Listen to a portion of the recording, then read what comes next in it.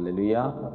सभी को जय मसीह की। एक बार फिर से परमेश्वर का वचन लेकर आपके सामने हाजिर हैं। हम देखेंगे गलातियों उसका 2 उसके 18 वचन में लिखा है, क्योंकि जो कुछ मैंने गिरा दिया यदि उसी को फिर बनाता हूं तो मैं अपने आप का अपराधी ठहरता हूं। हालेलुया। हम यहाँ देखते हैं कि अगर जब हम मसीह यीशु में आते हैं तो हम उस पर विश्वास करते हैं। वचन बताता है कि पहले विश्वास करो फिर उसके बाद बपतिस्मा लो। हालेलुया। अपने पापों का अंगीकार करो। जब हम मसीह यीशु में आते हैं तो अपने अपराध हम मसीह यीशु के सामने मान लेते हैं, अपना उद्धारकर्ता मानते हैं और हम कहते हैं कि प्रभु हम आज के बाद कोई अपराध नहीं करेंगे।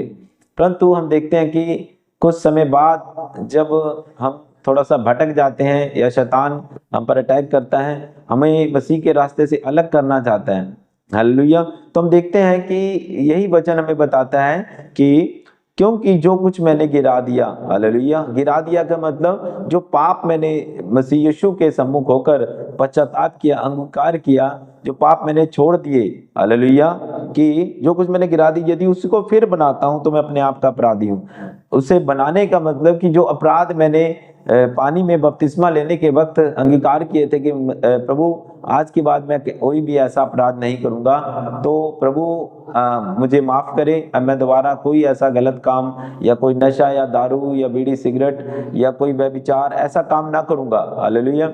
परंतु मेरे जीजो यहाँ देखते हैं कि जब अटैक्स होते हैं शैतान के तो हम गिर जाते हैं। हालेलुया। तो वो यही वचन लिखा है, क्योंकि जो हमने गिरा दिया कि एक और वचन देखते हैं हम कि मत्ती उसका 7 उसका 6 वचन में लिखा है, पवित्र वस्तु कुत्तों को ना दो, अपने मोती सूअरों के आगे मत डालो, ऐसा ना हो कि वे उन्हें पांव तले रौंदे और पलट कर तुमको ही फाड़ डाले। हालेलुया। हम यहाँ देखते हैं कि पवित्र वस्तु कुत्तों को ना दो। हालेलुया। पवित्र वस्तु कुत्तों को ना दो का मतलब होता है कि अपने जो वचन है, परमेश्वर के वचन है, कि हम उनको ऐसे लोगों को ना दे जो लोग कि परमेश्वर के वचन का आदर ना करते हो। हालेलुया।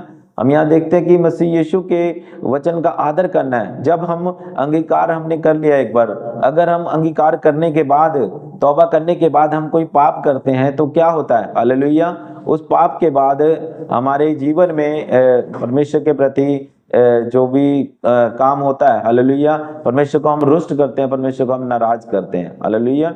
तो ये क्या हो जाता है कि हमने एक बार अंगीकार कर लिया और फिर से हमने दोबारा पाप कर दिया। जैसे हम देखते हैं कि कुत्ता अगर वो अपनी उल्टी करता है तो उसी को दोबारा चाट लेता है। हम कुत्ते ना बने। जैसे सुअर को भी हमने उदाहरण दिया है कि सुअर को जितना मर्जी नहला धुला लो परंतु फिर भी वो एक दिन कीचड़ में जाकर गिरेगा। हालेलुया। तो उसका ये स्वभाव है। तो ऐसे ही लोग भी कुछ ऐसे हैं कि जो प्रभु में आने के बाद, पश्चाताप करने के बाद भी ऐसे गुनाह पाप करते हैं। हालेलुया। और उसी की उदाहरण मसीह यीशु ने दिया है कि अगर मैंने कुछ गिरा दिया, हालेलुया, गिरा दिया का मतलब जो मैंने पाप छोड़ दिया, अगर मैं उसे फिर से दोबारा करता हूं तो मसीह यीशु इससे खुश ना होगा। हालेलुया।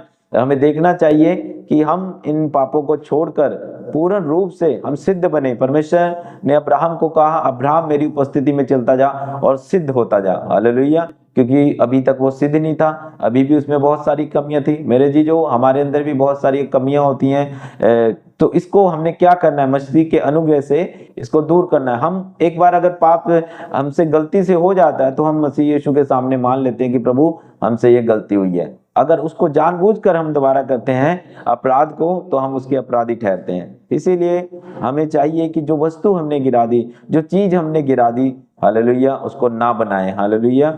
अगर हमने पाप को गिरा दिया, अपने जीवन से पाप को हटा दिया, तो वो पाप हमारी जिंदगी में, मेरे जीजो, दोबारा नहीं होना चाहिए।